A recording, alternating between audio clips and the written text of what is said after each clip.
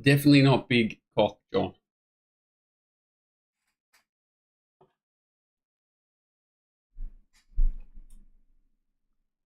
Hopefully now.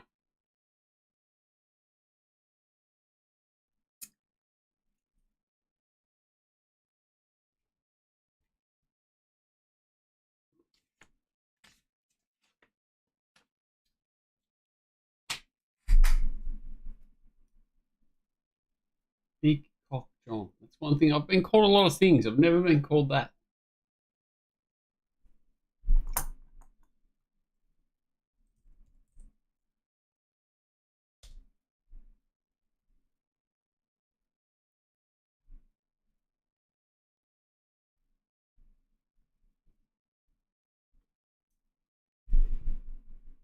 Life ban, if you talk about Winks, Philly, life ban.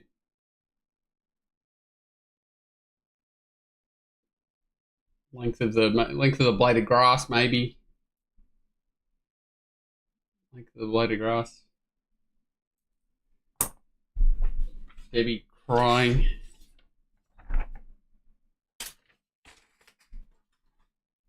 Evening.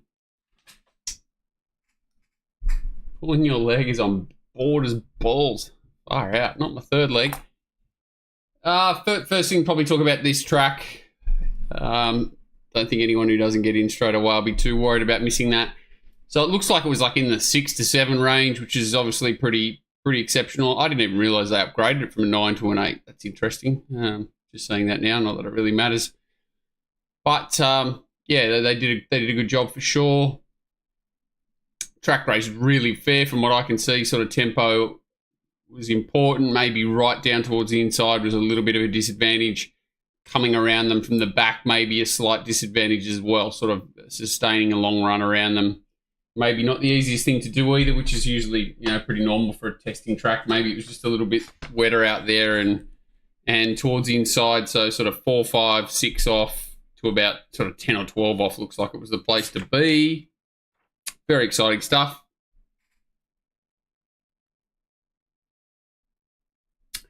So yeah, pretty much a fair track from what I observed anyway. Get into it. The track was at 600%. I was out of there. Rockers, no, barely. Yeah, well, that's it. Was the first race sort of gave that away, didn't it? When there was not much movement at the station. They ran a really fast time. Not unusual for the first race on a track that's rain affected to not do as much, but they sort of never really got into it. It was really consistent. So yeah, everyone sort of applauding the track manager and whatever. Is that the best thing to say, the best way to put it, or is it the best way to put it that nature taking its course has less effect on a track than sprinklers? Yeah, like there's we're going to cop much more extreme rain, and for the track to cop it and race quite well sort of points out that it's pretty scary.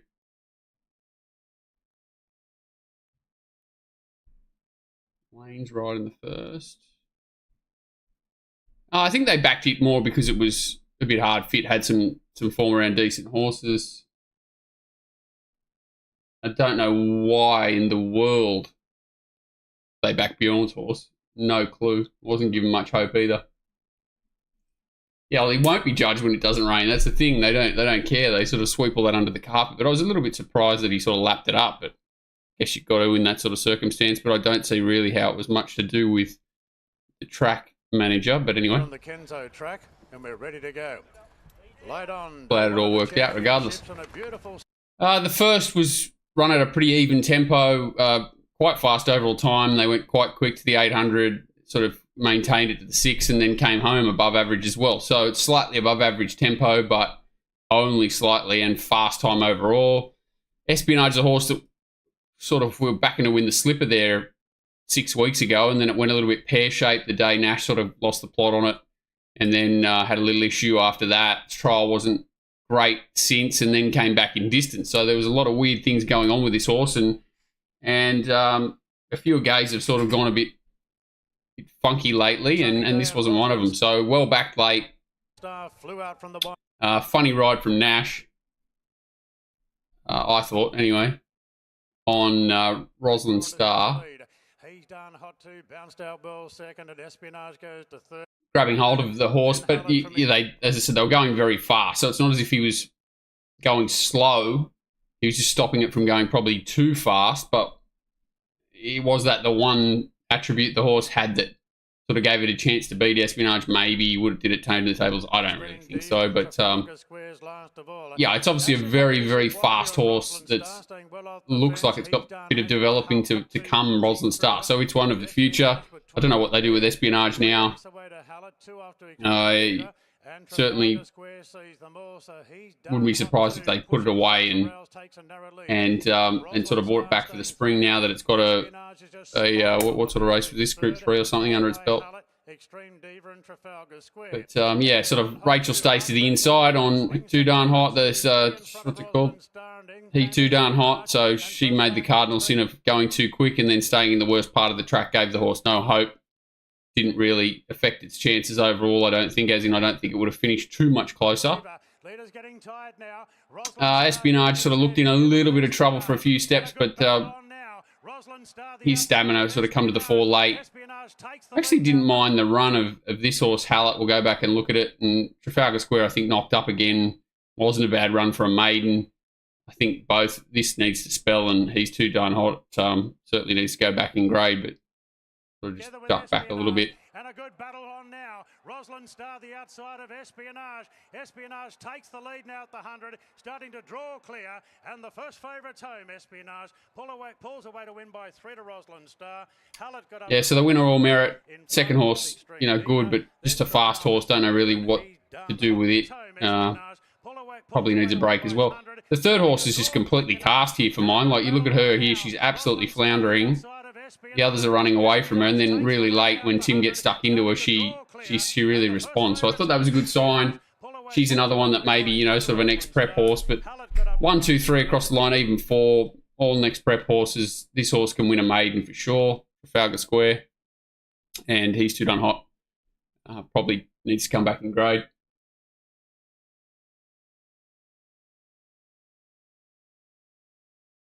Yeah, they're not overly big horses. I agree with that. Maybe the second horse was a little bit more rangy, but, the Extreme Diva, very small. Hallett, whatever. And the Aqua horse must have lost ground on the bend. Yeah, it sort of crabbed a little bit, but I think it was sort of under immense pressure anyway.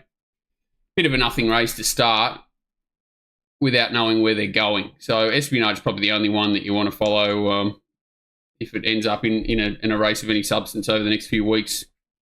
Even it's probably getting towards the end of its tether, though. I'm not really sure.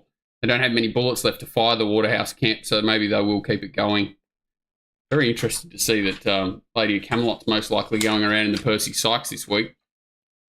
Not too many slipper winners have gone around to Percy Sykes. So I looked up today that I think Kiyomichi was the last one, and it ran last, but it was backing up off the size, which is even more strange. Race 2, Chairman's Handicap. This was Circle of Fire. We had a good look at it in a previous review meeting, saying it was given a pretty steady ride last time when it ran behind. I think it was Y-Mark. Set an impossible task there. Interesting, it's like second favourite for the Sydney Cup, so has never seen anything beyond 2,800 in its previous life. Here, 16, 19, straight to 26. Off a slow tempo last 2 starts and going to step up to 3,200 metres. Pretty crazy. Does run the fastest last 800, 600, 400, 200 of the day, but that's off an extremely slow tempo here. So Dazzling, I think, was the other horse that's probably worth highlighting a little bit. Ran the second fastest last 800, 400, 4th fastest last 200 of the day, and had been showing little prior to this. So it can improve. Probably a rider change would be ideal. Randwick today on day 1 of the Star Championships. This is the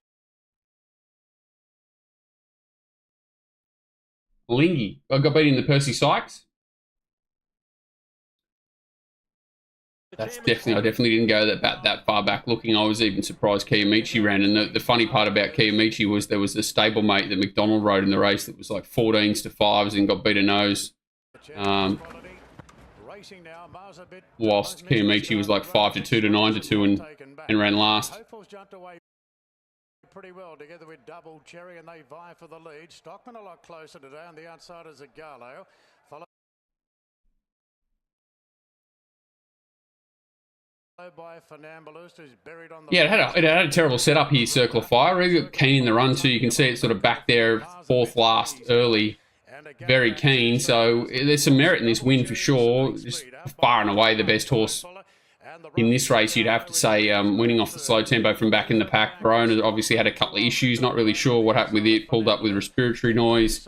Looked like it was going well before this, Verona, and probably had a bit of a funny setup too. I think it was third up. They're both third up, these horses.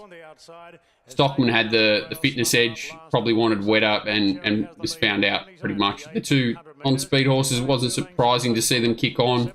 Double Cherry had, decent enough setup, went well last start and hopeful. Looked like it was going to get a soft time of it on speed as well. So, not unsurprising to see the two on-speed horses kick on, especially given the tempo, really slow, sort of 6 lengths below to the 600 and 800, and they sprint home like 6 above. So, plenty of merit. Sort of talking about in Circle of Fire's win, and coming off a pretty average ride last start.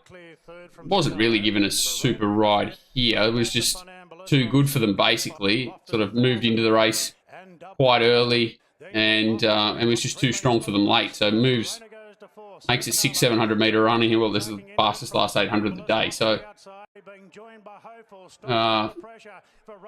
this is So Dazzling, pushed even wider. I'll go back, sorry.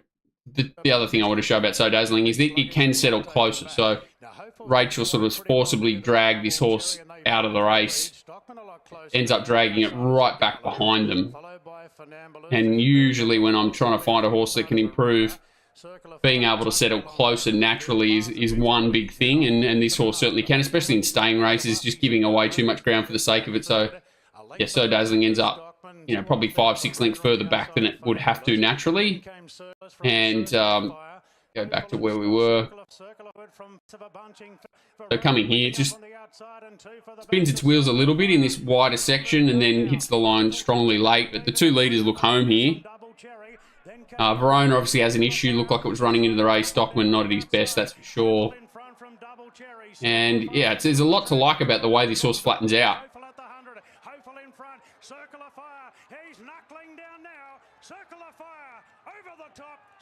And So Dazzling a little bit more hidden, running fourth. So I doubt that So Dazzling will lob in a Sydney Cup. Nothing would surprise me though, the way the Sydney Cup field looks, especially with, what's that horse called, Post-Impressionist, coming out of the race. So there's, not really sure what to say about this race too much, apart from all merit with the winner. Forgive to Verona, and happy to sort of be with So Dazzling in the right race next time, preferably with a rider change. And if it draws a gate, it can settle a lot closer. Who rode Circle of Fire last start? The Collett rode it there. It's a good sign. It's run the, like these are adjusted. They're not exactly off straight times, but they're adjusted for distance and things like that, which is above my pay grade. But running sort of second fastest and fastest last 800 of the meeting at both its last 2 starts, both of them were off slow tempos, which, downgrades the fast 800, but still. What's up, Johnny? Is this sit sprint good for it? Yeah, it shouldn't be. It shouldn't be. That's the problem. So 2 sit sprints into a Sydney Cup off a light preparation's certainly not the ideal preparation for a hard, tough staying sort of performance. But in saying that, it's finished off, stronger than anything else. Its last 2 starts off the back of slow tempo. So what's to say that if it gets a fast one, it won't relish it, but it just doesn't have that fitness base there probably that, we like to see in Australia under your belt to sort of cope with it. Yeah, I think pretty right there that, I think everyone's sort of saying the same thing about Stockman. He's a bit past his best, definitely very hard to place. I don't know. I don't know what the field's likely going to be like in the Sydney Cup, so I've got no clue what the tempo will be, but there's certainly not been much tempo in any of these staying races. Looking through the field, There's nothing there that stands out as a horse that wants to really roll forward.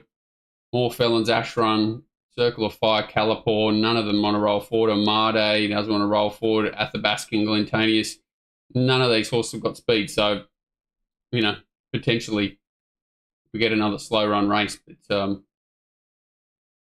Sydney Cup, what an ordinary version it looks like being. I doubt Verona will run. Anyway, if it's pulled up with a respiratory noise, and I don't know whether they put a trial on it or not, but definitely we'll have to get at least a vet certificate. And if it's this week, I'll be like, maybe they have to run with Circle of Fire, but it's not had an ideal prep either, has it? Love some Heinrich construction fraud. Wow, that's a bit aggressive.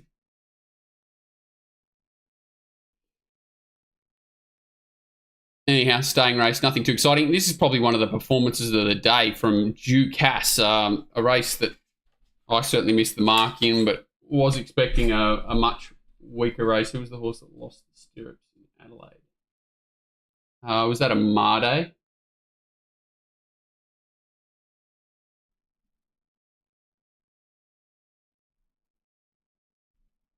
Yeah. Yeah, so Carbine Club, I was sort of betting into this race off a wet track and didn't like the Kiwi horse much. And went looking for value, but I don't think anything would have beat this horse the way it went. Blake Shin sort of rode this horse up on a really fast speed and just way too strong. A couple of horses sort of had a few little issues against it. Tannhauser gets home late, runs a decent last 800, and it's certainly a much improved performance, but nothing really sort of got near this horse. And, one of the few horses with Equicast that has performed well. And we're ready to go. The New Zealander, Wits End, the favourite. A little bit of sting out of the track doesn't normally help horses with ordinary feet, but yeah, so an aggressive ride from Shin early. And he did a little bit the same with Pericles. He's definitely his superpower that he can get these horses to race closer, even on fast tempos, and somehow handle it. I don't know how he does it. Gets those horses to sort of travel comfortably and find. They definitely overdo the speed up front. He's absolutely tried to kill this poor High Dandy. He ends up sitting outside the leader here on the back up a week later. I don't know what they're trying to do to this poor horse, but he's well beaten here. And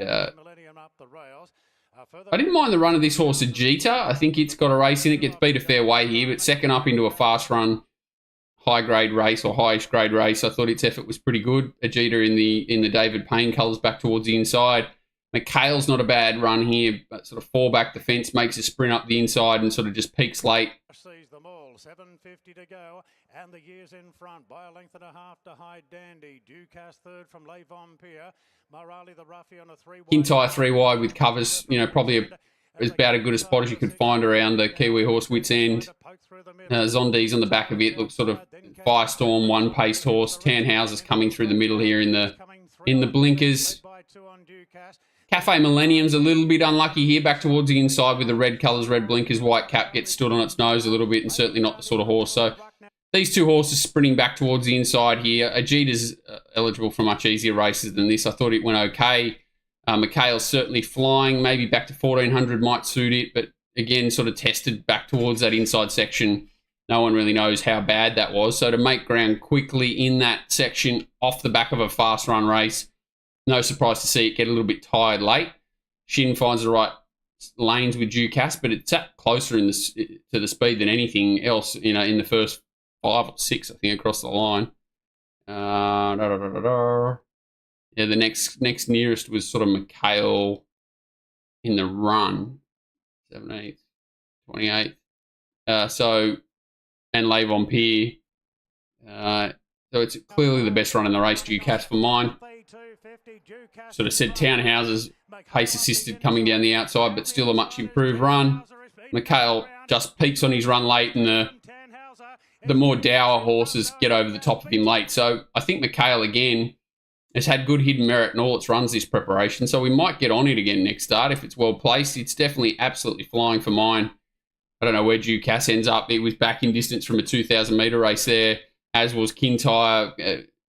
Tannhauser was sort of building up in trip, and so was Firestorm. So the sort of horses that were ready to run a fast run race all sort of came to the fore, whereas McHale was coming out of slowly run 13.50, I think.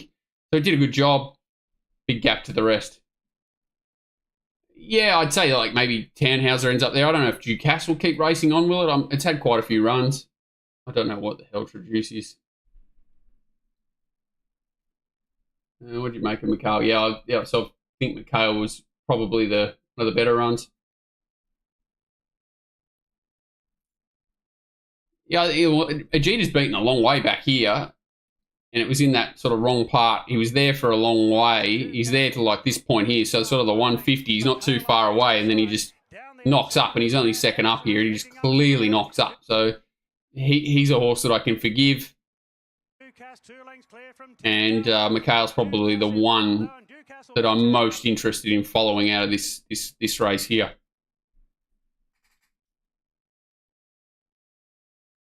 Rough attack led all the way. Yeah, bless his heart from the outside drawer at the Kensington. $7.50 with the mighty... might not have... No, it wasn't on debut. It was second start. It got destroyed and then won with JVO on it, I think. So that is the Carbine Clyde Stakes. Adrian Knox...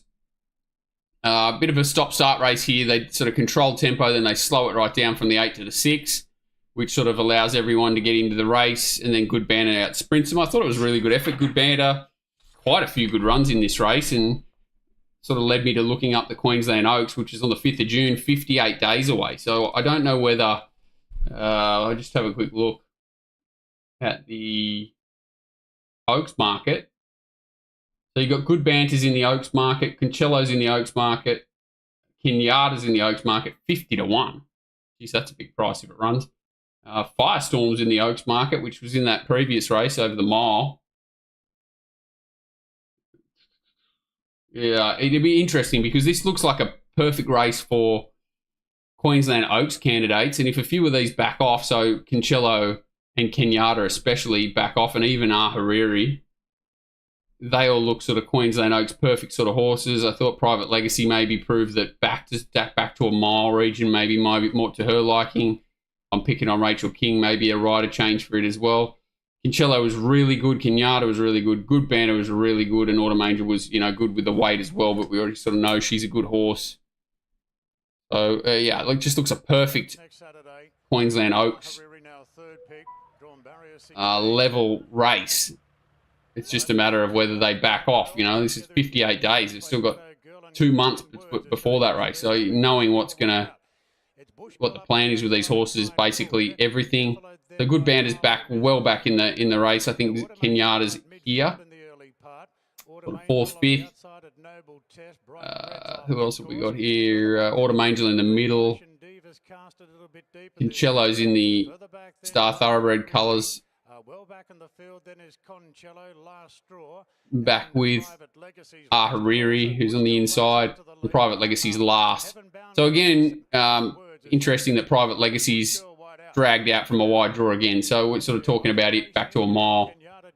It doesn't have great speed anyway, but it's wide out here, so it just gets dragged back in behind him. To set the biggest task possible, especially off the back of a slow tempo. So here's where they really slow down from this point here, 800 in, and bunch right up. Kind Words wasn't a bad run, but it has an absolutely dream run here. Kind Words, do think it likes to sting out as well.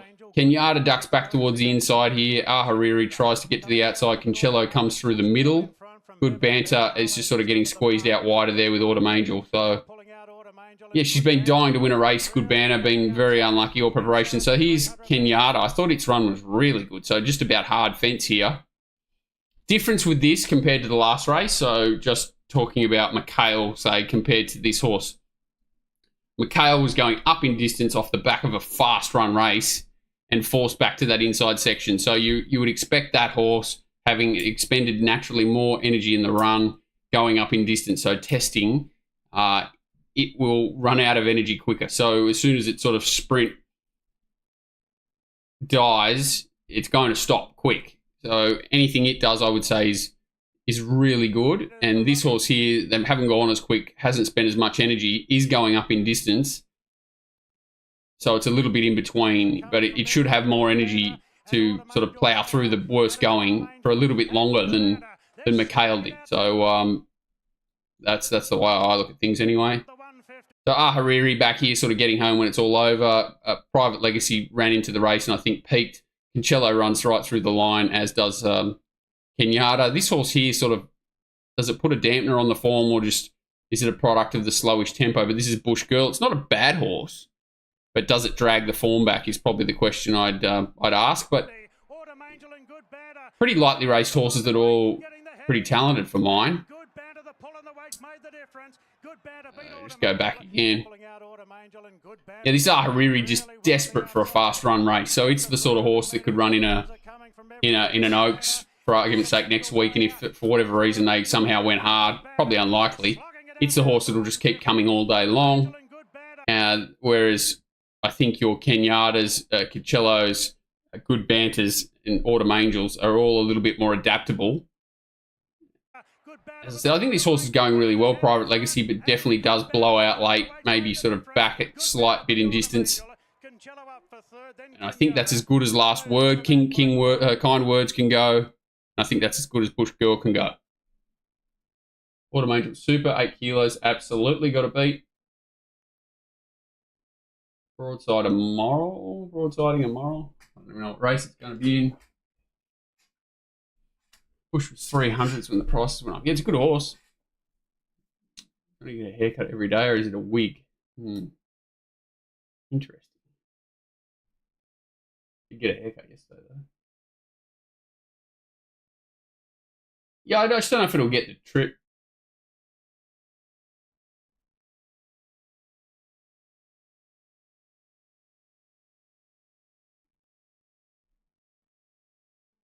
Better to listen than talk has always served me better. No, I like a mixture of both. Healthy talking is never a bad thing. Yeah, I'm really interested in Kenyatta. I think it's a talented horse on the rise, especially from a Queensland Oaks perspective. I couldn't find a market for it. I'll have another look right now. What did I say? It was the 5th of June. Yeah, there's nothing up. No, I didn't think it was. I did think it was. All right, so that's the Adrian Knox. Really good race. The overall time's not great, but I think, the slow tempo and the way it was sort of stop-start, you can forgive the time and whatever. I think it's definitely a solid enough race. Autumn Angel definitely on track, as is a few runners in that race.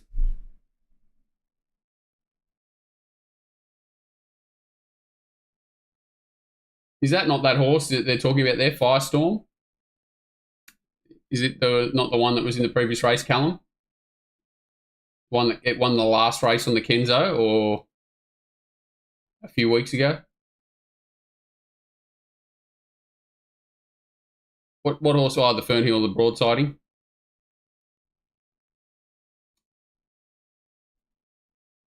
Country Championships, we'll have a quick look at it. Not much to be determined here. There's not much we'll sort of learn. We'll just chat about the race, I guess. So fast speed overall. They ramp it up. They go quick to the 8. They quicken it up from the 8 to the 6, and then come home, slightly below, a couple of lengths below standard, but still. Oh yeah, the capture. I saw it trial today, I think. I'm pretty sure I saw its name. I'm pretty sure I saw it trial today. Kipchoge at Rose Hill. I'm pretty sure I saw its name when I was scanning through. I haven't watched the trial, but I'm pretty sure I saw its name there. So that would make sense getting ready for Queensland. So yeah, there was no fluke in this win, I didn't think. Sprinted quite nicely, really sharply from the sort of the 8 to the 4, and that's where it won the race. Obviously, Bandy's Boy wasn't at his best. 2 out of 5 lame. Rustly Crown, 2 out of 5 lame. Another horse that sort of had a pre-race issue was cleared, fit to run. 3 out of 5 lame. a girl's best friend back towards the inside as well. So shame for those connections. I thought Tribeca Star was a pretty good run here. Gallant Star, a pretty good run. Atmospheric Rock's desperate to go back to 1200 and cuts up the wrong part of the track. Actually runs some really slick sections, sort of 8 to the 4 and 6 to the 4. So a really fast 400 metre sprint in the wrong part of the track and then gets bogged down late, but I just don't think it runs 1400. Rapidash was good, and Ascada we've talked about. So, yeah, really, she'd carved this horse a little bit a couple of times, Kayla, and gave it every chance here, so well done to her. I really do think that was the ideal spot to sort of just land just behind the speed, preferably sort of one off with cover. Never really a bad spot to be, is it? But on Saturday, I thought it was great. This is Rapidash out the back here, so there's the excuses for it. I think Tribeca Star's inside it, and that's Atmospheric Rock too. So they're all out the back, whereas Ascada's in the middle here, running 4th, 5th, wherever it is. Listen to the band or sleep for a month. It was set the biggest task in the race on a fast speed. I like he says it's not a fast run country championship. Yes, it was. So this is Tribeca Star out the wide here. He's just sort of been tracking wide, no cover throughout. I couldn't see it having cover at any stage.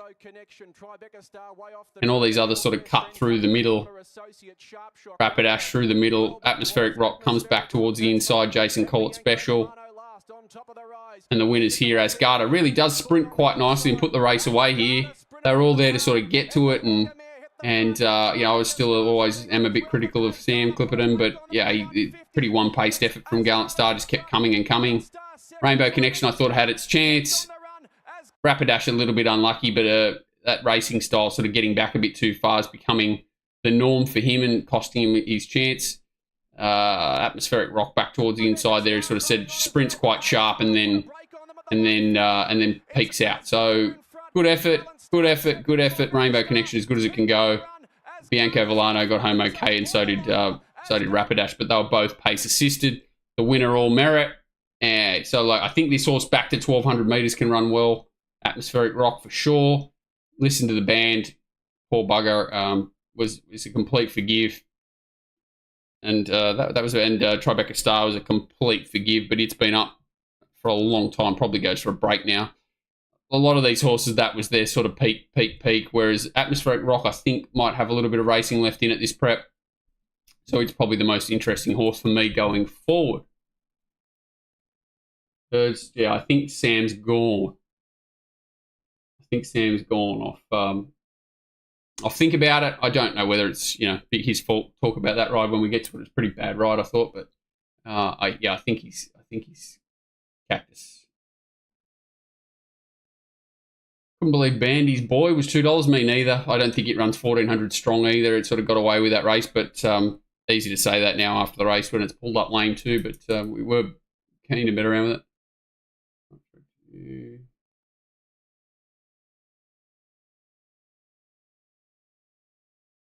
Good enough trial, sort of flopped out the gates. Yeah, I think if it's heading towards there, so they've still got 2 months to get it ready for an Oaks. All right, that's enough from the Country Championships final, I think. Size Produce.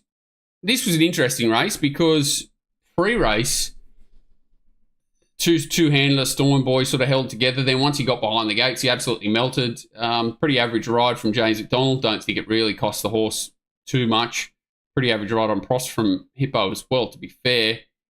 But very keen. The horse is obviously just cooked and needs a break. Another huge effort from Coleman. Traffic Warden bled both nostrils, so desperately unlucky if you're on Traffic Warden here. It sat outside a solid tempo, outside leader with a field sort of line of 3. I always think it's harder to do that, to be in the middle of a line of 3 on a fast speed, and sort of narrowly goes down and also bled. So huge props to Traffic Warden. I think that was 7th run first prep. The 3-month spell certainly won't, or 3-month off won't hurt its chances of sort of coming back a better horse. Probably needs all of that 3 months. Prost is a really weird one. We'll have a look at it. Manal just kept coming sort of a bit like we worked out prior to the race that it was probably the best prepped horse, as in setup, and literally just bobs and wins. Had a lot go its way. Not a great ride, but sort of dictated to by the gate. So it was a decent effort, and you should have said Coleman misses the kick, and I think he's showing huge signs that he wants a break too. So, pretty typical of this race. Horses sort of over the top. Has huge guts, Coleman. I don't know what the heck happened to it in the Blue Diamond. It was the only time it's run poorly. But, every horse is entitled to have a bad day. And I nearly said the word winks there, but we're not allowed to talk about winks. Or mini winks. Stormboy, the clear favourite, to even money, and they're racing. Stormboy's jumped out quite well on the outside. So, at the start, main talking points. Coleman missing the kick. Manal, I don't think it really mattered. It was a little bit slow out, but was always going back anyway. Frost ridden more forward this time, and Stormboy again really not showing too much natural speed, and then gets keen in the run. Just all signs that he's just completely over the top. Surely they don't go to the size. I'm sure. I did hear whispers there was a bit of post-race angst amongst the crew, but I just think they're just trying to go to the well way too many times with this horse, and quite a few of them are. So, yeah, here they're actually going quicker than they look. The tempo's pretty solid. They don't come home overly quick. The time overall's not overly quick. I'm not really sure about the standard of the race, but I'm still confident these horses are all pretty capable of going on as 3-year-olds. Even sort of Duvana, I think they just sort of threw a shot at the title with it with the blinkers on, and don't really think it worked. I think the sources sort of had enough. So, I've still got a lot of time going forward for Traffic Warden, who's obviously bled here. Prost will have a good look at its run. I'm just completely forgiving this bloke for every run past the Magic Millions. I think they just cooked him. Manal's obviously a quality filly. Coleman's obviously a quality colt. And I think they can all sort of improve next prep, as can Duvana. So, yeah, Traffic Warden sits outside leader, puts leader away. Those closest to him in the run can't get to him. Swoopers look like... Coleman looks the winner, to me. Or it did look the winner for a long way. If anything, was going to get to Traffic Warden. And Manal's, I think just that little bit better prep allows her to just get over the top of a couple of, tired-ish horses late. Traffic Warden, obviously the stronger of the two between Coleman and Bled. Incredible effort, really. Very, very unlucky not to win. But, no knock on Manal's performance there, really. I don't think you really want to be on any of these horses going to the Champagne Stakes. Maybe Manal. Maybe. Yeah, we'll have a look at Prost. So I thought its run was incredible. So this is Prost here. Prost 3 wide outside the leaders with Stormboy on his back. So that's him outside of Traffic Warden. Then, sort of once we get to this pot, he wobbles around the corner and loses a bit of ground. So he's now, a good 4 lengths behind Traffic Warden and going backwards. He's going backwards compared to everything else. He's got no room to move, and he comes around their heels and runs on again. Yeah, is he a horse that could go to the size and improve? I'm not sure. Is he just cooked? There's a lot of good and bad signs. He's not showing any real natural speed, which is not a great sign, but he's got this stamina through the line that looks like he will run a mile on his ear. I don't really know. So, yeah, I would say surely they spell Coleman, surely. This horse has to spell. They've got no choice. Surely they spell Stormboy. I don't know what to do with Prost, or if they'll run it. So you'd think that Manal's probably the most likely to go forward out of this race, or do we just go looking for form elsewhere? And I'll have a look at the size. Who's the size market? Champagne Stakes. So Manal 280, Linebacker 350. Holy cow, that's short. Coleman $8, so they obviously haven't pulled it out yet. Prost 11, Anode 15, Duvana 15, Espionage 15. Espionage. Parkour Broadsiding $26. There's an interesting horse. Broadsiding is an interesting horse. Yeah, Manal looks like it's going to start very short, doesn't it? Aaron's horse looked to be about to come again. Yeah, but it had the better run, didn't it? So sort of comparing those two, it's had the absolute smother, it's travelled well, done everything right, whereas everything around it's done everything wrong. And it's not really like, it's definitely not dying. It's not really doing a lot either. Like, it's not, I wouldn't say it's a horse that I want to find fearless going out of that. I know what you're saying. And it's definitely not as beaten up as some of the others. I actually thought there might be.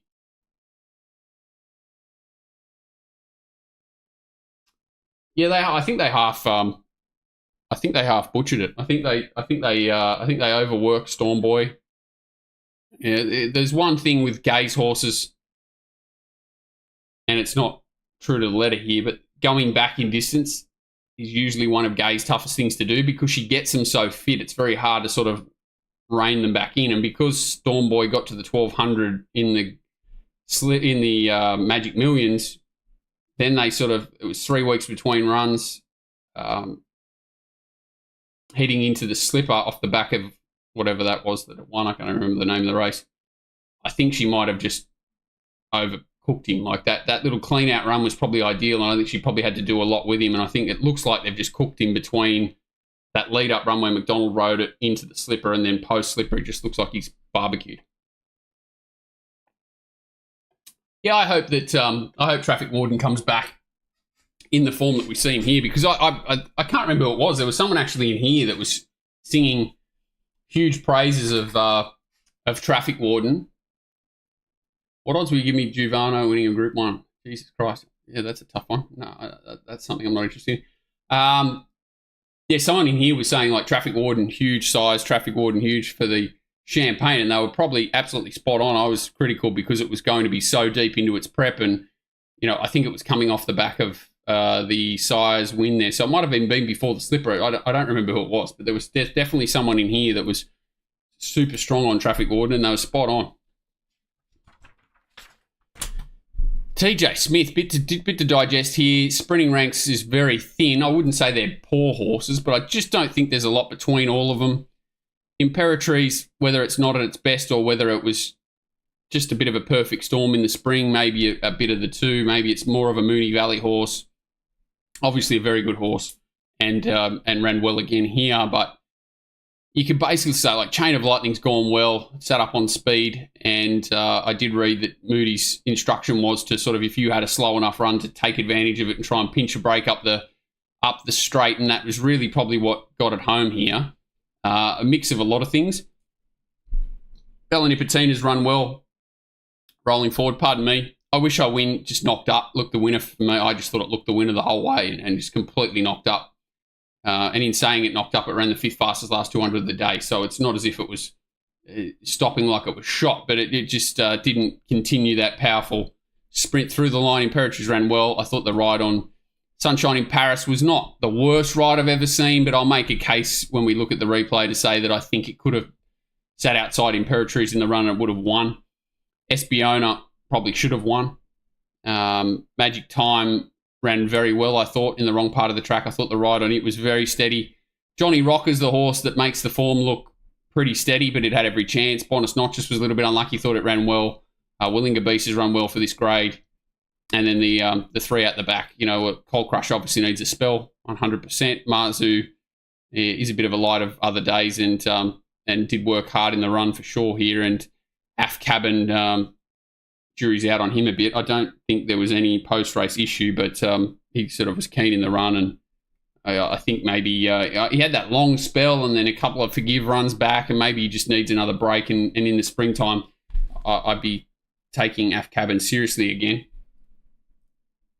Yeah, I would retire Marzu. But it's easy to say that. Huge group of owners. Espiona potentially to Royal Ascot. Well, you'd want to send Nash to ride it, wouldn't you? Because he's the only one it goes for. And I couldn't think of a horse. Well, it did run well down the straight at Flemington, but holy shit, it's a long way to go to take a horse with the head noise of Espiona. But it's got the engine. It's just the depth to our sprinting. No, it's great. It's great to have competitive racing, which is all we ever want as punters. And like Chain of Lightning is not the biggest result in the world for here, but it was good. It was good the horse is racing well. And it just was going to find that spot that we were trying to talk about just behind speed. So at the start, things I'll talk about here, the negative ride from Magic Time. I thought it certainly could have been given a dig and ended up in front of Chain of Lightning, which would have given Michael D the option to sort of get off the inside. There was no real leader here apart from Coal Crusher.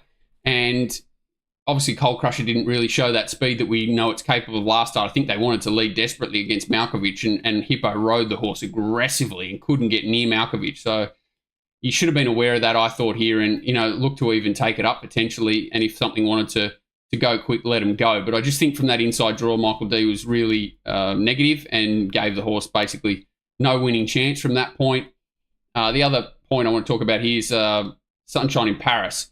So it's very easy now, and that's why I'm not saying I'm super critical here, but being negative in a race like this where there's not a lot of speed on paper, you're giving away a huge advantage to some really talented horses. So they've all got good sprints, very hard to run them down. You've got a horse like I Wish I Win, who's just a noted run-on horse. It's going to be strong from the back. You've got Espiona, who's you've got a better preparation under its belt than you to be stronger than your late. So basically, you're giving up the ghost, in my opinion, if you're going back on a horse like Sunshine in Paris. Obviously runs really well, but I would have chanced my arm a little bit here, and I think she would have ended up on the back of Marzu and probably, you know, won. Easy to say that. So yeah, Jason Collett here. I think if he had a pressed and ended up like sort of in front of Af Cabin and outside of Imperatrice, that would have been a better option than pulling back. But as I said, it's a very easy thing to say from where I'm sitting. So restrained out of the race, Espiona. Restrained out of the race, Buenos Noches. Restrained out of the race, Sunshine in Paris. Imperatrice lobs a perfect spot, I thought. Chain of Lightning is in not a bad spot, but probably, you know, on the edge of disaster on that inside section. So I think Imperatrice found a better spot than it did. Af Cabin really keen on the outside there. Johnny Rocker back on the inside here. When I Wish I Win landed on the back of Imperatrice, I honestly thought the race was over. I know we all saw the jump outs and thought it was pretty poor and whatever. And maybe it was a little bit similar to what it did first up last prep, and I think that was 1400. Just looked the winner and had that dream run and just a little bit underdone. So it'll be interesting to see where Moody does with it. I've heard it's gone back to Melbourne. Maybe it'll end up in Brisbane, sort of in a Doomben 10,000 or something like that. So coming to the bend, winners here.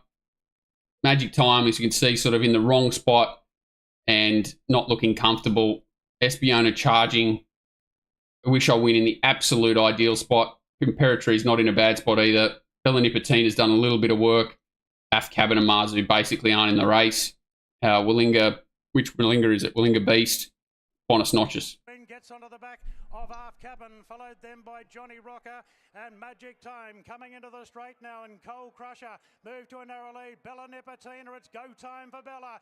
So she's held up a little bit there, Imperatrice, but I don't think enough to say that she would have won the race. She tries hard. I Wish I Win just looks all over the winner, but peaks a little bit. Sunshine in Paris down the outside looked the winner for about 2 strides and then sort of leveled out, but she's still coming home quick. And Espiona, you know, just does look a bit of a tragedy beat, but she's just like that, isn't she? So these horses, you know, a few of these horses will go to the all-aged. I think Espiona will start favourite in an all-aged, but I think Magic Time can win the all-aged. I hope Michael D stays home and they find a Sydney jockey for it. I'd love it to draw sort of a middle gate. Chain of Lightning will run well in an all-aged, I think, if it goes there. I don't know whether Imperatrice will go to the all-aged. Buenos Noches will probably go to the all-aged. It'll be a good race for a lot of these horses to sort of match up again. And I get the feeling that Espiona will be a little bit overplayed there. Can she win it for sure? But, you know, I think a rematch of this race will be very interesting, determined by sort of track conditions and barrier draws again. I don't think any horse here will really be superior. But I can see Magic Time improving the most from a sort of middle draw, getting up to 1,400 metres, and it's probably more adaptable than a lot of these horses. So it's the horse that I'm interested in heading to an all-age. Hang on, got some questions here. Anything Ali Mosley says I take as a grain of salt. I don't mind Ali Mosley at all. What does Ali Mosley, what did she say? What did Josh say? I'm trying to go back to find what Josh said. Interesting. Oh, she's that's about Espiona. Okay. She's dead set right in amongst it all, Ali Mosley. Like, she goes out with James McDonald's brother. So she's tied up there. So he's the head of stock for Jerry Harvey. So he'd have more contacts than anyone in the world. And then he's got his brother who literally has all the contacts. And obviously with the stable too. So I'd be surprised if a male wasn't very close to the mark. Willinga Beast was a tune-up for the country premiums. Yes, it was. Is the overall function of the race more of a function of trainers getting it wrong? How many of those horses? Yeah, well, you just don't know what the grand final is for some of these horses. It did look like I Wish I Win was on the back foot, and it did come out during the week that it had sort of a bone chip or something like that removed. So maybe it was just a few weeks behind, which is very easy to happen with, recovering from injuries, and maybe he'll just be a nightmare to hold out in a race over the Carnival in Brisbane, because he does look like he's got huge upside. Bonus Notches, well, it's hard to say he hasn't returned well when he's finishing on the hammer of these horses in a TJ from a hopeless position. So, does that say the form's very steady? Does this bunch margin say the form's very steady? Does Johnny Rocker finishing this close up, Willinga Beast finishing this close up, say the form's very steady? Basically, the only horses that haven't been in the finish here, even though it's off an even tempo, are, a horse that desperately needs a spell in Coal Crusher, Af Cabin, who was fiercely over racing the whole way, and Marzu, who's not at his best and sat wide, no cover. So what is this? I don't know, but most of this form's going to end up in an all age in a few weeks, so we've got to take it seriously. Yeah, Private Eye's a bit unlucky. Probably should have run for sure. Think about it. Could have been winning these sprints. I agree that it should have been in these sprints. Whether it would have won them or not, you'd have to say it would have had a better chance to win this than I'd like to see Nash in Top Hat and Tails. That's probably the comment of the day from the Spider. I'd love to see Nash meet the Queen too. That would be incredible. So all age stakes. This is supposed to be the second half of the program. All age stakes, $2.80. I Wish I Win. Obviously, big chance it's not going there, so that's ridiculous. Espiona $4.50, quite short. Southport Tycoon $6. What do you do with Southport Tycoon? Celestial Legends come out and won. I know it doesn't have the same form, but that 3-year-old form looks strong. That V8 form looks strong. Sunshine in Paris $6, well and truly short enough for mine, and I love the horse. Private Eye $8. Chain of Lightning $11 seems okay. I think Magic Time's about the same, 11, but there's probably better around. And then there's a step back to sort of horses like Cylinder. Lady Lagoon is surely going for a spell. I doubt Osmosis would possibly go there. Heracles is interesting. I dead set think they gave it the biggest barrier trial in the world. Leading into the Doncaster, it ran really well in the Doncaster. Think about it's interesting. I don't know what their plans are there. Bonus Notch is 25-1. Does he run 1400? Not sure. Yeah, it looks a good race in the making, the all age, but I think if you can get around $14, $15 Magic Time early, I'd be interested in running a few little small futures into it for sure. Doncaster Handicap. So suicidal speed here. They go really quick. Damage is all done by the 800 metre mark. They still sort of maintain that fast speed to the 600 metres and drop off from that point on. The winner's done a decent job for sure, but is very pace assisted. Still runs sort of strong closing sections, last 8, 6 and 4-2, like strong enough considering it's a fast speed. But, has maintained a long run and was held up. I couldn't really make any argument that the wrong horse won the race. I think Pericles was really good up on speed. This is another example of Blake Shin. Militarized ran out of its head for mine. Nugget ran well. Hinged, these horses I think were suited by the speed. Hinged, Detonated Jack, I think they were sort of, and even Nugget, all had the right runs. Another Will sits outside a ridiculously fast tempo and does a huge job. Democracy Manifest a little bit held up and gets home okay. Kovalika looks like it's looking for hurdles, which it has all prep. But you're just always scared that the Waller camp's sort of just playing games. Rustic Steel was good. Think About It was good. Ridden way too close. Lock Eagle was okay. A Barn Boomerang paraded really big and was really keen in the run and a little bit disappointing late. But it's a horse I reckon can go to Hong Kong and improve significantly fitness-wise. You know, huge task going back and forth and whatever. But he just looked too pretty and raced accordingly. I sort of, in the run, I thought he was bolting, but it made sense sort of when he let him off the chain. There wasn't a lot there. Berkshire Shadow was a little bit unlucky. Lindemann was given an absolute sore back, and the rest sort of found their mark. Lady Laguna definitely just fell off a perch. Needs a break for sure. 24, Star Doncaster, and we're ready to go. You can tell I had a little bit more time on my hands and I've had a better look at this meeting. Someone was talking to me about Ronnie Stewart the other day. They say he lives for this race because he always gets a ride because of the lightweights, and it's probably true. Would you give Osmosis another go? Yes. V8 form around the valley. We'll talk about that Osmosis when we get to the Arrowfield. Ali spends all days at the tyres up. I like Ali Mosley. I actually think she's really good. I think she's sort of very easy to listen to. And she seems to be not the biggest ass kisser in the world. Like, they're all paid to be the ass kisser, but she seems a bit of a breath of fresh air compared to most. You can tell that her heart's in it, in racing, and she's just, I'm not saying she's a rocket scientist, genius judge in the history by any means, but I'm pretty complimentary of her. So this is a Barn Boomerang, gets squeezed out a little bit. Celestial Legend does as well. Militarized settles a lot closer than I thought it would. Detonator Jack sort of thereabouts. These wide horses are the ones that put the speed into the race. Think about it, really tested early and driven to the front. Pericles settles just behind them, and these wide horses really do barbecue the race completely, or barbecue their chances. That's Berkshire Shadow as well, gets sort of checked out as well, and Democracy Manifest back towards the rear.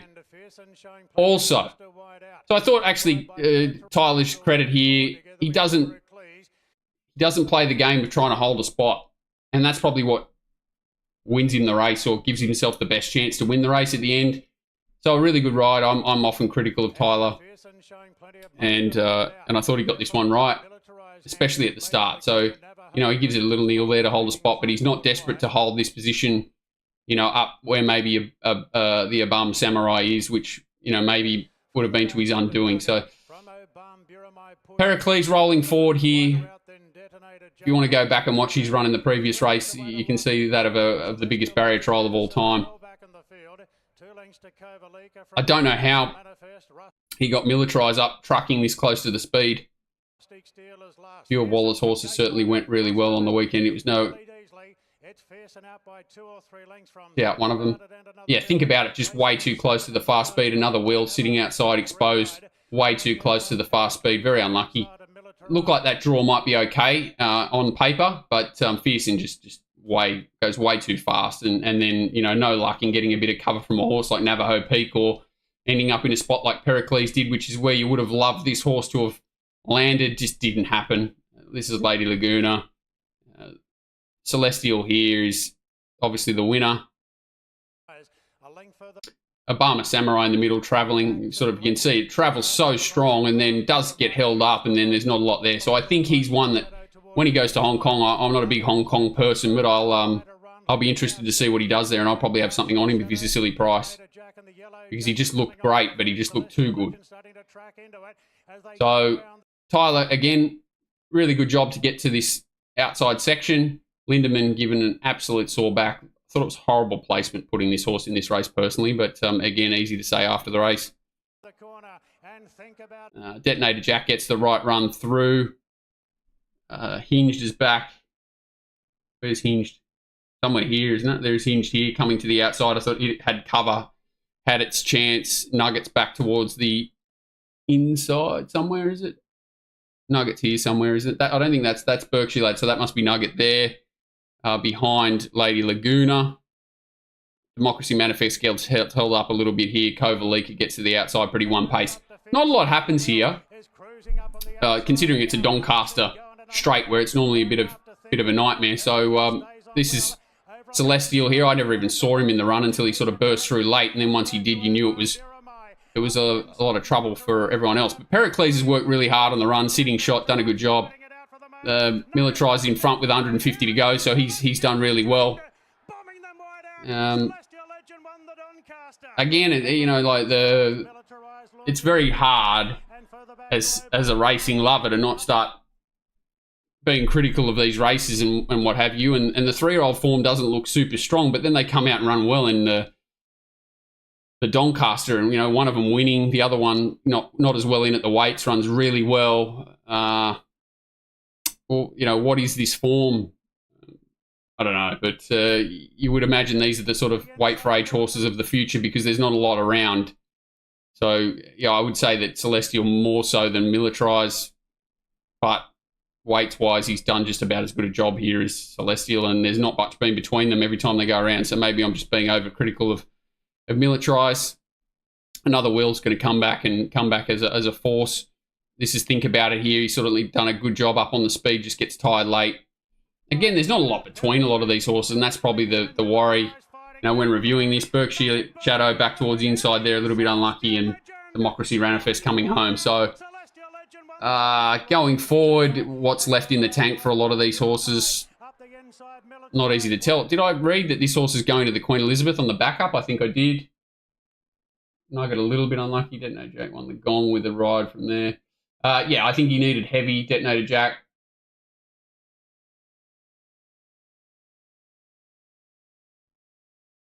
I wouldn't argue with B Shin being best in Australia. Kovaliki showing up Queensland. Yeah, I think it probably will go to Queensland.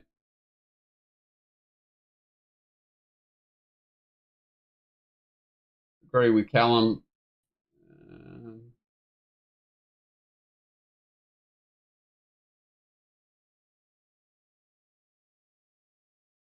Berkshire Shadow held up. Yeah, not a massive fan of it. I'm not against him. I just think he's been overhyped. So these sort of horses, I always find that it's better to be overly aggressively not against them completely. You've got to sort of maintain some sort of. You can't let personal opinions come in, but I just think that he's so overhyped, and that every time he's won on heavy tracks and everything like that, there's been really nothing there to suggest that he's anything above average.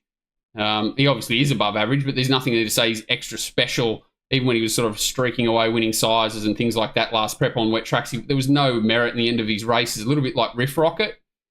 He's a good horse, but he's not a dominant horse, and he's priced like a dominant horse most of the time, and that's probably what I'm trying to get to more so how I'm trying to explain it. He's priced like he's dominant, and I don't think he is. I just think he had a few things go his way at certain times that made him look a little bit better than what he is, and he's sort of come back to the pack a little bit, but he's obviously still a very good horse. Celestial Pest, love Celestial.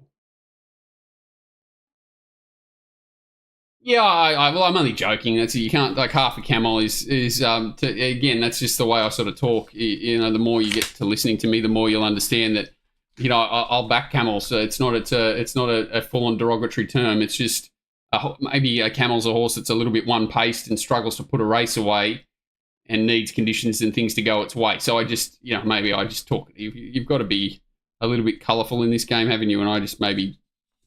Camels, I agree. Camel's a poor term for a horse of his quality. So, yeah, Doncaster, what are we doing going forward? Obama, I'm interested in when it goes to Hong Kong.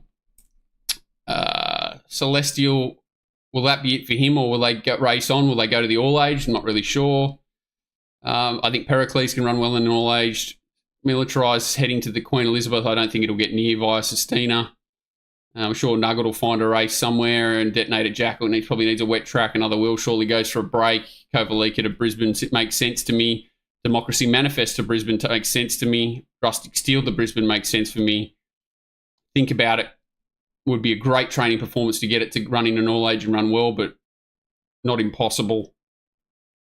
That's probably about it. Berkshire Shadow, I'm not really sure what would come of it. And Lindemann... Yeah, Lindemann probably needs to go back to 2000 and find a suitable race again. AJC Derby. again, it's probably more trying to work out the quality of these horses and where they sort of end up going forward when you're sort of reviewing this race. I'm not sold that they're a strong bunch of staying 3-year-olds. It's certainly a good horse, Riff Rocket, and again, sort of runs the fastest 800 to the 200 of the day. You know, I'm not a big stats man, but I do love these. I love horses that can run fast sections, you know, and fast sustained sections, and you can find a lot of hidden merit in horses that run fast sections during races when things have gone against them. And this horse is certainly capable of running those fast sections. I'm not saying there was anything against it here. So at the start, it was squeezed out. It was always going to be out the back anyway, but did cop a squeeze at the start. Did cop a squeeze here at the start, or was part of a squeeze job, and then a bit of buffeting. Just one of the more incredible rides here, and you know, I was really going well mentally here when I thought it was Nashra Willa still on this horse. I wasn't even sure it was J-Mac, but he's on the back of the CO Wolf, and he's got the presence of mind to understand that this horse may not have the stamina to come around the field and win, and he cuts through the field, and it's certainly what won him the race. CO Wolf probably, arguably, the better stayer, but Riff Rocket arguably the better quality horse. The rest of them, not really sure. CO Wolf's obviously not a bad horse. Tom Melbourne looks like he's just been too fresh all preparation. Don't know what he is, to be honest. I don't know what sort of quality he is. I just don't think there's a lot between sort of Tom Kitten, Cap Ferrar, Gambari immediacy, and those sorts of horses. There just doesn't seem to be much between any of them, and I'm not sure whether any of them are any good or not. So here's where McDonald makes an incredible decision to not follow CO Wolf and to cut underneath them.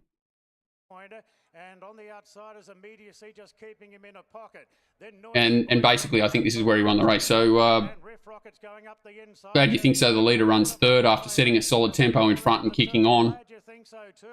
And, yeah, Shin's done nothing wrong on CO Wolf, but McDonald's just pulled his pants down a little bit, cutting through. And a little bit of luck goes a long way in these races, sprints really sharply. I still thought here that CO Wolf was a big chance of running him down, mainly because I'm of such a big opinion that that Riff Rocket's not a true stayer. But, you know, it is a derby, and you don't often have to be a true stayer. And it's not as if he's stopping. He's definitely not stopping, and he's putting a gap on the rest of them. So I'm conceding that I'm wrong to a certain degree, but I just think this horse is better. You can see him running extremely well in a Cox Plate is probably where I'm heading. Because this 3-year-old form just keeps measuring up. Even though it doesn't look great on paper, it just keeps measuring up, and whether that's just a sign of the older horse is not super strong, but I just think he's a 2,000 metre horse. I'd rather back him in a Cox Plate or something of that nature than a Caulfield Cut. These horses just all look pretty gone to me, and sort of pack animaling, and you know, all the merits in the top two. He's not a bad horse, Glad You Think So, but I don't think he's any star, and he sort of battles on and runs third. Yeah, that's probably the one thing everyone's thinking about. So he's run.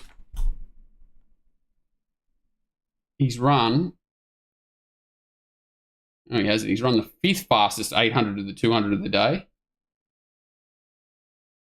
But he's run the 75th fastest last 200 of the day. So he's expended all his carrots from the 8 to the 2, and then he's absolutely cast late. The whole race is pretty much cast late. His last 200 is a couple of lengths below standard. You know, which is not terrible at the end of a pretty solidly run derby, but just to me, it says sort of 2,000 metre horse is probably what I'm looking for him when you're looking at sort of long range forecasting of where these horses can end up. That's what I'd say this horse will end up. Riff Rocket. What do you make of Ben Scarf losing half his life savings trying to gain a few Instagram followers? Who is Ben Scarf? We'll look up Ben Scarf when we're looking at these races. Is this one of these people trying to have 50 cents on every horse for every follower they've got or something? Tommy needs more kitty litter. Adelaide Tom, Kit and the Cat. Watching 7 broadcast on Donnie and J-Mac was on the mic, gave the thriller. Huge rap for Donnie. And I heard similar. And that's the difference between good jockeys and not good jockeys. Good jockeys sitting in the room, you know, minding their own business while James McDonald's watching, you know, where winners are coming from, how the races are being run, you know, whether a little bit like we'd be looking at it. So, you know, okay, this horse did this in this lane and then late it got to this lane and didn't finish off, or it got, you know, like so those horses taking the inside runs that looked the winners and then peaked. He's looking at that. But he's saying, okay, you can make ground there, but then you've got to get off. So, you know, he thinks like a punter. Obviously got in trouble for it as well, but probably as a punter, that's what you want them to be thinking like, right? Dad's made us 5% in CO Wolf. He was beside himself after the race. It's the second horse he's ever owned. Yeah, there's been some good horses in those colours. I think is it the Ricks family colours, and yeah, they've been around as long as I've been in racing, I think, and yeah, they've had some good fun over the years.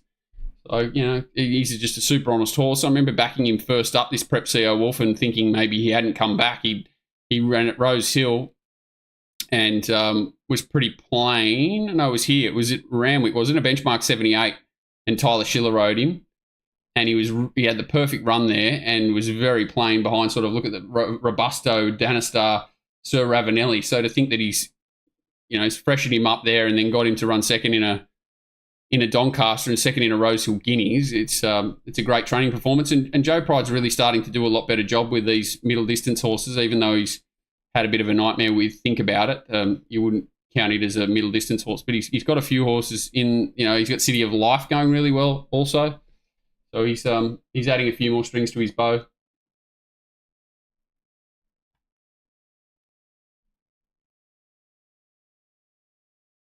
What is Traduce, mate?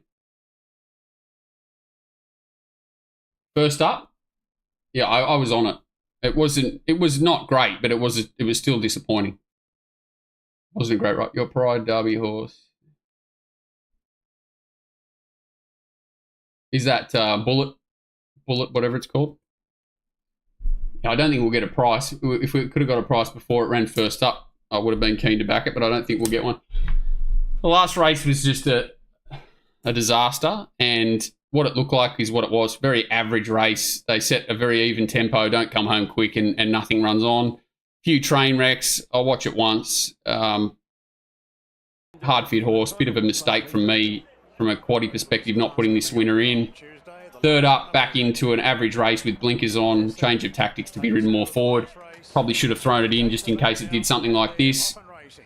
I expected there to be more speed. I thought Miraval Rose and then a few horses from the outside would spear forward as well, sort of Platinum Jubilee, Isthmus. Who else was there? There was a couple other horses with I thought might show a little bit more speed than they did. Pajanti maybe. And they didn't. Cristilli sort of lobs up outside and then Shin runs cover. So what happens here, like he gets control by being aggressive early and the others sort of concede that they're not going to find a spot, and Cristilli lobs there, but then Shin reverse parks and gives, you know, too much leeway to the leader, who then, you know, other horses have had a chance to run on but have done nothing. Commemorative, really disappointing, I thought. Very keen in the run and ran very average. Miraval Rose, a negative ride, and thought it was only just fair. French Endeavour back in distance, did a good job. Off an average tempo, it did a good job back towards the inside. It ran well. Very consistent, honest horse. I thought the horse that was of most interest is probably August Bloom going forward. I think there's a 1,400 metre fillies race in 2 weeks for it.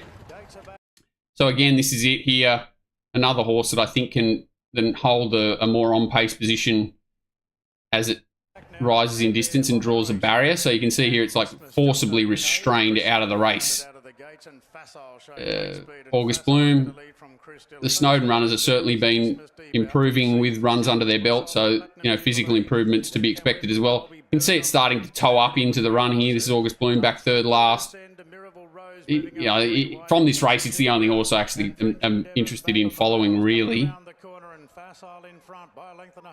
So it gets disappointed for a run a little bit here, and sort of has to switch back towards the inside, eventually back inside Miraval Rose, and hits the line okay. But yeah, all in all, pretty nothing race. Cristilli struggling. French Endeavour's going well enough. Infancy was good, and I think it pulled up with the thumps. This is Infancy down the outside, pulls up with a thump, so it's flying. And this is August Bloom getting through late and hitting the line okay. Needs to improve off that, but I think it can. I think it can settle closer, and, you know, whilst there'll be a lot of horses beaten up heading towards the end of the carnival, hopefully it's sort of still on the up and can find a race. But, yeah, I don't think it's a super strong race by any nature. The first three across the line are all going okay. Don't know what to do with Commemorative, a really weird horse that sort of, I thought this race would suit and got going keen and maybe just needs a bit more speed on him. I'm not really sure. Looked much better at Wyong with a bit more speed on and sitting wide and being able to do its own thing than it was cluttered up between horses.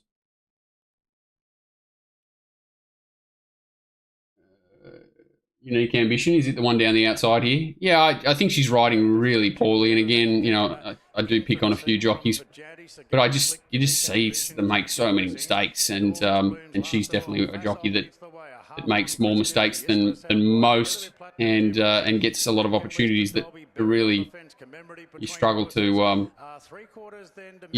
work out how or why. But you can't knock them for getting the opportunities. It's you know, you're not going to say no, and it's a good job from her manager and her to be constantly giving herself great opportunities. It's just she's not overly capable of taking advantage of most of them.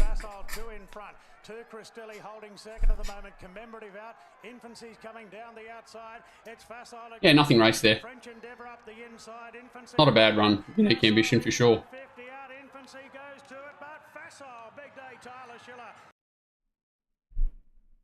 Yeah, got away with Murder.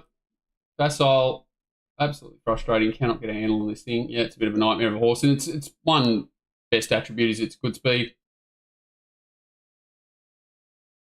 He's just a very nice guy, John Sargent, and he's a bit of a softie for sure. All right, that's the look at the Randwick meeting. There wasn't much to look at in Melbourne. The question that I did print out from Daniel, some questions for Monday. Where do you think the ceiling is for Celestial Legend? Do you think it can get out over a trip? Do you think it could settle closer in the run if it had to? I think if you're talking about sort of next preparation, weight for age racing and things like that, I definitely think it can hold a spot. Once it gets to sort of 1,400 metres, I think it can hold a spot. Big handicap race where it's got a light weight and it looks like there's good tempo, I think they did the right thing riding it back. So I think he's got probably more tactical speed than what he showed there. Is he a better horse ridden a pair further back? I definitely think so. But he does have, you know, he's got that capability to extend a sprint for 400, 600, 800 metres. So, you know, he's got a lot of great attributes that help him to not need to settle as close in the run as other horses do. So, now he's a beauty. I don't know what his ceiling is. He certainly looks to me like he's got more physical development to make and strengthening up and all those sorts of things. And, you know, he's in the right stable. Les won't overtax him. And if he needs a break now, he'll give him one. So that's Celestial Legend. Just quickly, can you pull up Oscar's Fortune on race? Oscar's Fortune.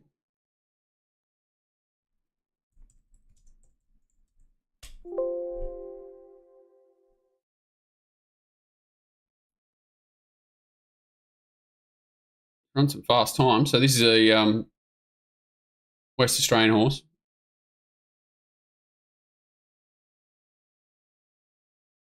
Can't find the replay. What about it? What about it, Callum? I'll look at Traduce in a minute, you lunatic.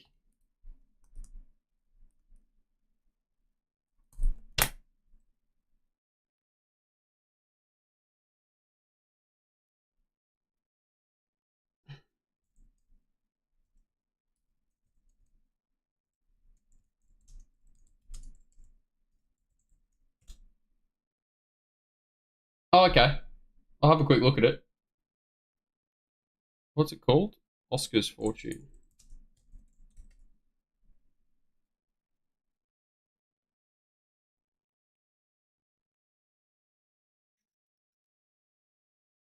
This is the last one, 27 days ago. 6th to 4th. No, so that was 27 days between runs.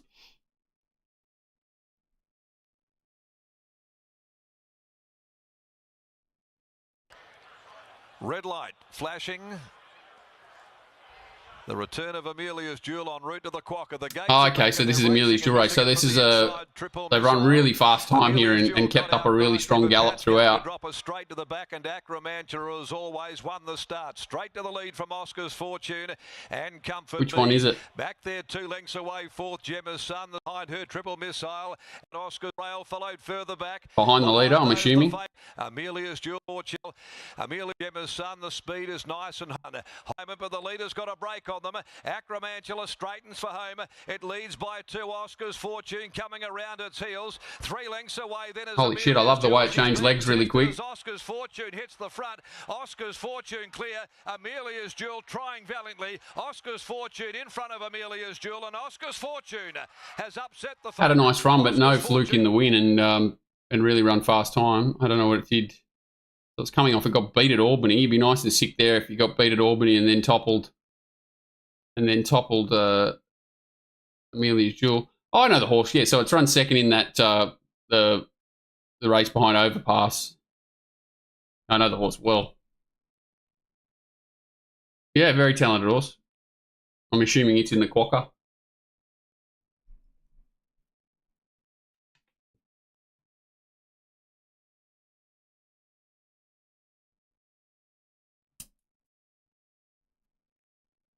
It was. I don't think it was a bit lucky to win. It was a pretty good win. Sat up on a fast speed, just kept running.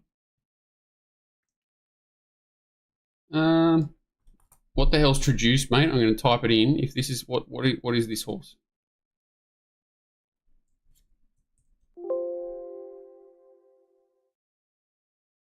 It's had 400 starts in Melbourne. It was first up off a year the other day. Second up, Gavin Bedgood 2100 metre race. The 3 kilo kid on it. Why have you got me looking at this horse?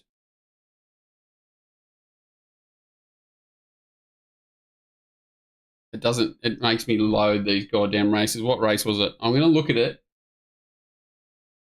because I love you, but you're killing me.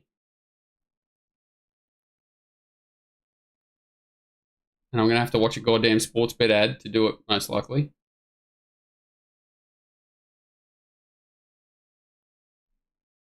There's no news in video. Where's race 5? Where's the replay?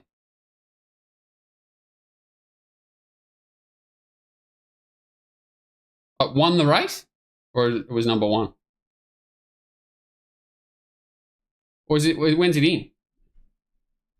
It's running on Wednesday.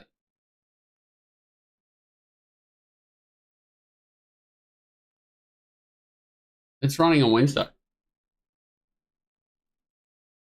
It ran last at Pakenham, beaten 9 lengths. If it wins, you're too good.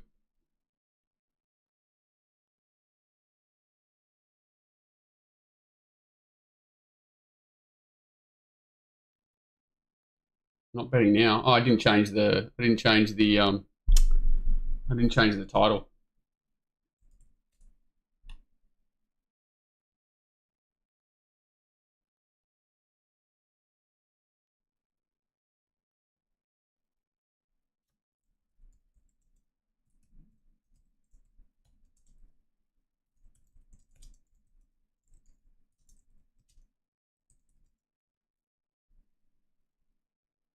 There you go. Updated.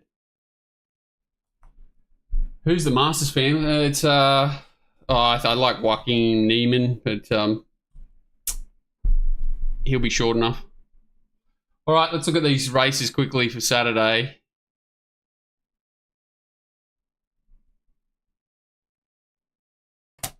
So Queen Elizabeth Stakes, very obvious. I think Via Sistina will probably win. I think she's just too good for them. $2.10. I don't know what price she'll be.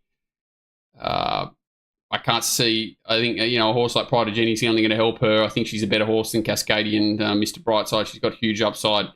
I think she'll probably win. I can't really knock the price. Yep, I'll have a look at that midway final in a sec.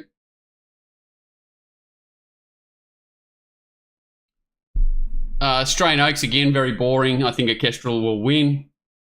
Zardozi, barrier draws will probably be important. If you can really get a suck run on the back of Orchestral the whole way, it might be dangerous.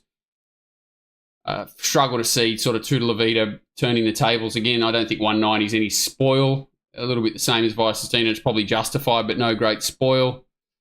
It will be interesting to see who lines up, sort of Autumn Angel, Good Banter, these horses, whether they show up in this race. Cancello, it's not a bunch of camels, but these two definitely look dominant.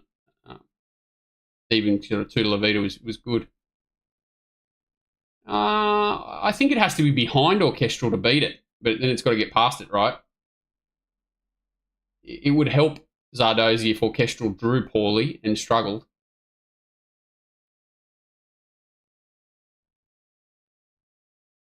Chris Lee's in the provincial one.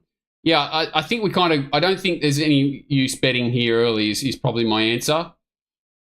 And there's nothing that won't be a price that isn't a price already, and I don't think these prices will move too much. Queen of the Turf. So this is weight for age 1500 or 1600? 1600, isn't it? 1500 is Rose Hill. At least I wrote down at 1600. It is 1600. So, I thought Zougotcha would run a race in the Doncaster, so I think it'll run well. A Tissue certainly well set up. Alentia, I think, is very aggressively priced. I think that's very short at the mile at weight for age. I think Samana's probably a touch light as well.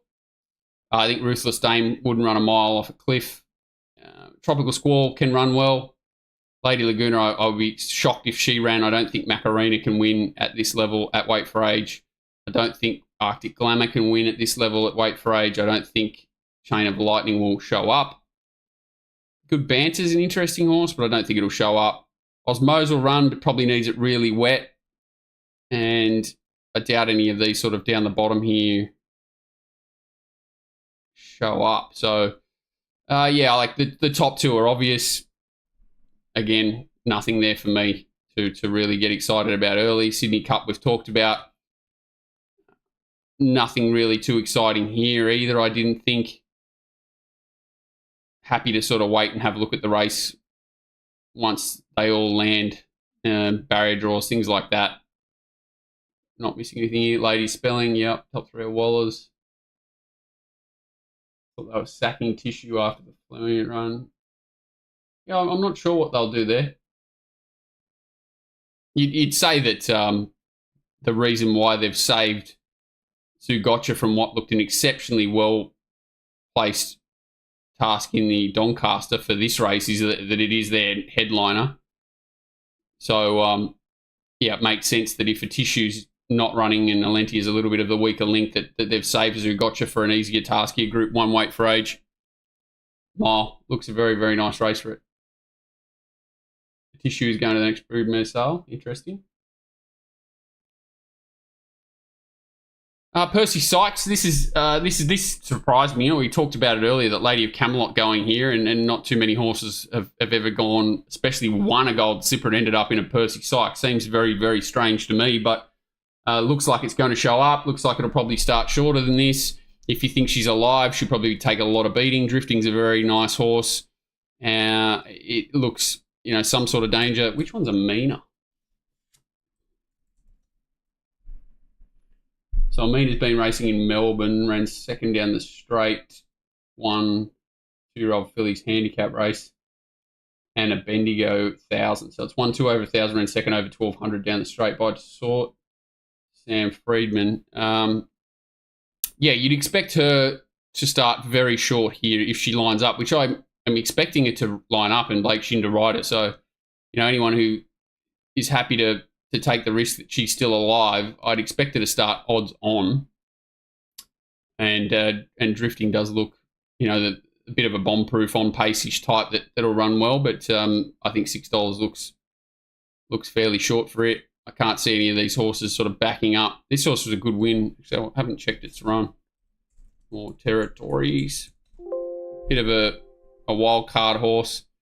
So yeah, so it's rated really well, More Territory. So it's an interesting horse. If it lines up here, or if you want to look it up and see whether it's going to show up, you'd expect that it'll still be big odds when they kick off. Like it was 20-1 in a maiden when it won the other day. But yeah, really trialled quite well, and then obviously raced better than it trialled. So this is it back here in the white cap, off the back of just a steady tempo, so not a fast tempo, slightly below if anything, back in the white with the red, and comes to the outside here and really lets rip late. This is just a maiden, but it was a fairly strong maiden, and that last 200 metres was really good. It wasn't, super advantageous to come down the outside there, and strong through the line. So she's a horse that could run really well in this race, I think. At odds, but Lady of Camelot, I think, will start a very, very, very commanding favourite.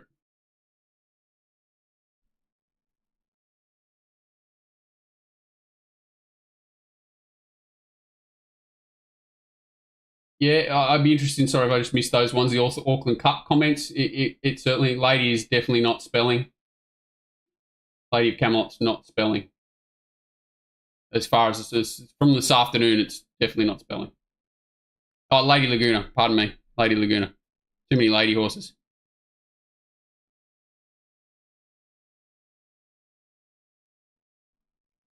Yeah, Christilli was a little bit different horse then, but yeah, got a bit of X factor about it, More Territories, and just looking at the sort of weakness in whether they're going to run or not. Fly's a bit beaten up. I don't know if it's going to run.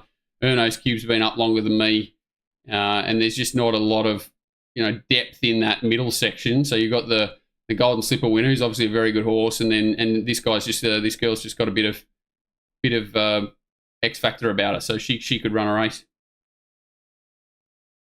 Arrowfield Sprint. The last time I asked a trainer where a horse was going explicitly, it was Bjorn Baker, and it wasn't for me. It was for someone else wanting to know if this horse was targeting this race and it was going to go here. And he said, no way in the world it'll be running in this race. But that was obviously before it stayed in the gates just about their last time and was forced to trial and everything. I think it was going to the TJ most likely. So derailed that and ended up going to this race. So, it was like what price? $11 it was then when I was asking, and it's now into $3.50, which is a little bit depressing, but not anyone's fault. Just sort of how it's unfolded. I definitely think this horse has got a lot of quality. Cylinder is interesting, but I think Osmosis is a better horse myself. The rider will be not ideal, unfortunately. Not much you can do about that. I don't really love this form, this Brave Mead Schwartz form. I think it's solid, but nothing special. So I'm probably suggesting Learning to Fly, which I wish ran on Saturday, is more dangerous than Brave Mead and Schwartz. Not a huge fan of those two. I think they're very talented, but not out-of-the-box horses. Learning to Fly, she had her best. I think this is where we'll find out. But I think Osmosis is clearly the horse to beat here. Clearly the horse to beat here. Arkansas Kid. I'll have a look at it.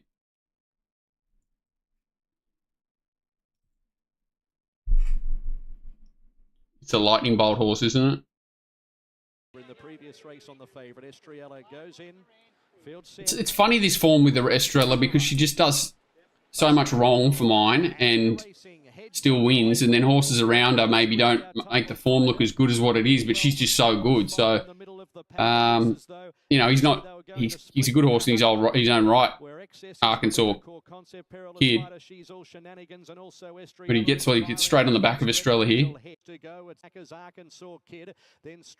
So he's glued to her backside everywhere he goes, and that's Solitaire, who's obviously not a bad horse either, but and she's very fit. He's obviously first up. He's done nothing wrong, that's for sure. Yeah, I think Osmosis will go very close in this race. No, we haven't got to the midway race yet.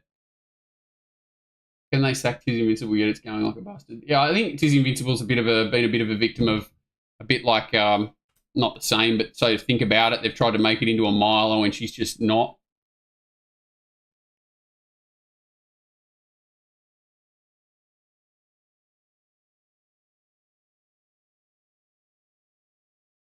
Yeah, so that's the Arrowfield for me. I think I was most of the run really well. Interested in learning to fly, but Fernhill Mile, broadsiding. He's the horse we were talking about before. Well, it just looks extraordinarily hard to beat there, broadsiding.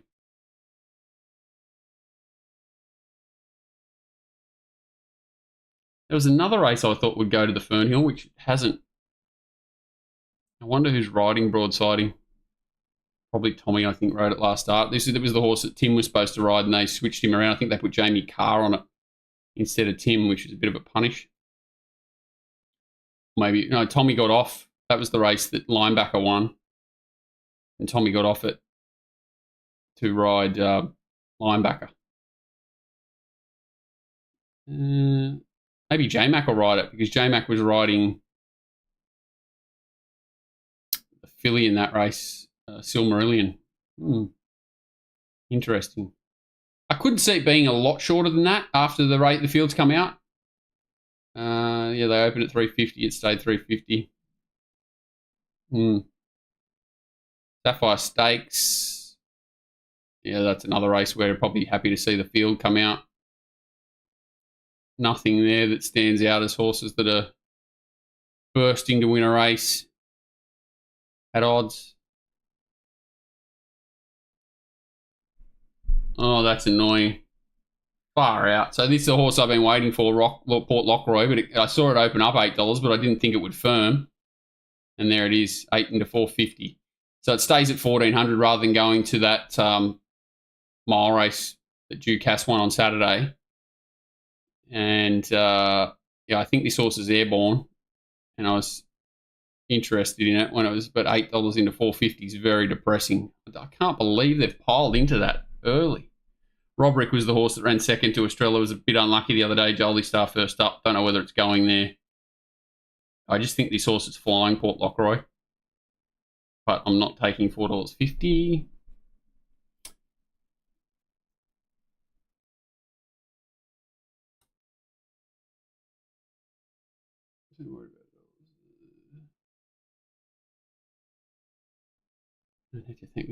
Yeah, so provincial championships. This race I did spend a bit of time on today because it's going to be fast run. You've got Short Shorts, Willow Dow, both going to run along. So it's going to be at least an even to strong tempo. And, you know, I just don't think these horses are, you know, Territory Express number 1 is going to probably have Zach Lloyd in it. It's going to be out the back. So a couple of problems with it straight away, potentially. Tarvey Time, weird horse, bit of a greyhound, bit of a flat spot last start, probably peaks here. As the Spider said, you know, maybe there wasn't the greatest intent last start to win the race with getting a penalty and that sort of thing here. Well, he didn't say that, but we've talked about it that Lees is very good at getting the horses to this race without penalties and with the lightest weight possible, and it seems to be a really good recipe to run well in this race. So Tarvey Time, you know, is going to run well, but 280 seems very short for me. Shadows of Love is absolutely flying. Straight Acer was much better at Wyong, but I'm not convinced with him. $8 is quite short. I think Osbred Flirt will peak and run really well. I love her as a horse. Terramata the other day gave it a good ride, but it did get flattened and sort of stopped all its momentum and then was forced to build in, I think, was the worst part of the track. So it's a horse you have to take seriously. Willinga Beast has run really well in that the TJ Smith or whatever it was there. So it's dangerous. Willinga Freefall ran second in the qualifier with no luck, so and it looked like it sort of had half a barrier trial there. It can run well. Short Shorts from the Brad Widdop stable, absolutely flying. Willow Dow was a decent effort the other day, and Ruby Fly won its race first up. So, you know, it's a very deep provincial midway championships, whatever you want. I don't think it's a match race between the top two is kind of where I'm heading. Yeah, and will they leave Dylan on Tarvey Time? I'm not sure. I'm sure he'll leave Zach on Territory Express, nearly certain. He's not one that really gets him out of the gates that well, so I don't think he's the ideal jockey for Territory Express, even though he's been doing a decent job on him. I'd rather wait and see with this race because I think there could be angles with the barrier drawer and alike, because you probably don't want to give away too much. I don't think there's much between these horses. Ruby changed trainers. Ruby Flyer, yep. Ruby Flyer had was Jason Adard, and then it was first up Brad Widdup. But I think it trialled for Jason Adard this prep, and then had a little bit of a weird break, and then had one trial for Widdup, and then one first up for Widdup on the heavy track.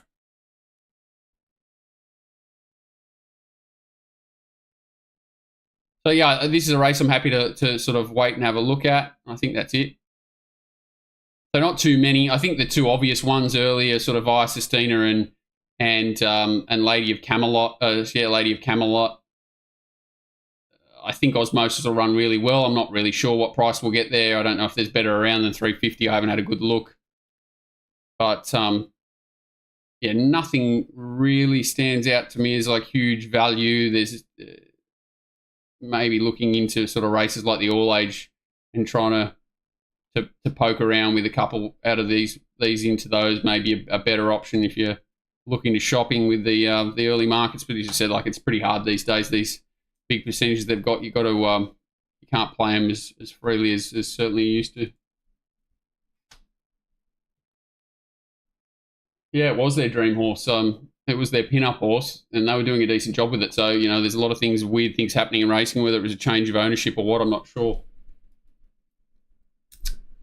All right, well, it's going to be a good card again this weekend. The weather looks pretty good, and yeah, pretty exciting, I guess. The next couple of weeks, we've still got some good racing ahead. Trying to work out what horses have already had their grand finals and things like that, but it's good racing. Thanks, guys. Anything else before I run away? Oh, Ben Scarf. Who's Ben Scarf? What do I find him on Twitter or something?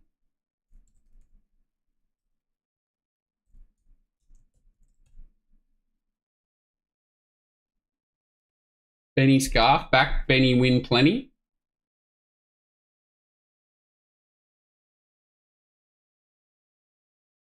Is that this guy?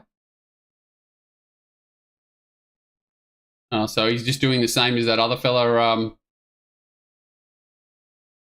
He's just doing the same as that other fella with the 50 cents for every Instagram follower of the day, 40,000 profit.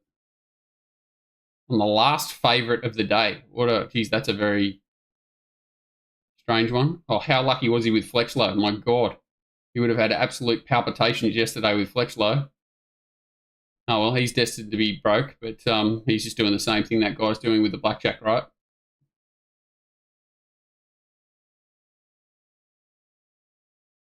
Yeah, I'd the last favourite of the day. You may as well back Bjorn in the last. All right, guys, cheers. Works for Unibet. Well, yeah, Unibet. They bought Bet Choice when Cole Tidy had it. They went from one of the better bookies to the worst. Worst. Cheers, Original Maximus. Good to see you. New faces. Never be scared to ask questions or whatever. He's a match better, ran through, counts like anything, you know. Anyways, good on him. Exactly. All right, guys, cheers. Have a good week. I'm not sure. Maybe I'll do a preview or something later in the week. It's a bit easy to do previews when there's, reliable weather and stuff like that. We can run through some races once these fields are out maybe, but we'll see how we go. Have a good night, guys. What are you prepared to lose today? For free and confidential support, call the number on the screen or visit the website.